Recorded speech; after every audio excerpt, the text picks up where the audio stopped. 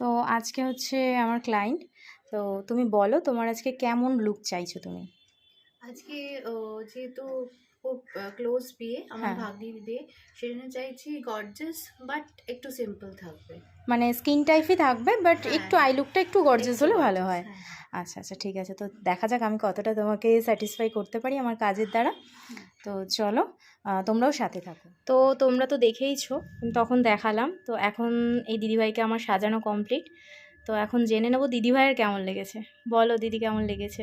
এই first time আমি সাজলাম তোমার কাছে, প্লাস নিজের লাইফেও ফার্স্ট এক্সপিরিয়েন্স করলাম, ভীষণ ভালো লাগছে, আমি নিজেকে চিনতেই পারছি না। যাক, এটা আমার কাছে অনেক মানে বড় একটা পাওয়া যে তোমার ভালো লেগেছে। তোমার একটা ফার্স্ট একটা এক্সপিরিয়েন্স ছিল, তাই তো? হ্যাঁ, হ্যাঁ, মেকআপ নিয়ে খুব হ্যাঁ, বাজে একটা, যাই হোক, হ্যাঁ, তো হ্যাঁ, আজকে কি সেটা গেছে? একদম ভয়টা চলে গেছে। আমি আশা করছি আগামী দিনেও তুমি আসবে আমার কাছে। যাক, আমার খুব ভালো লাগলো।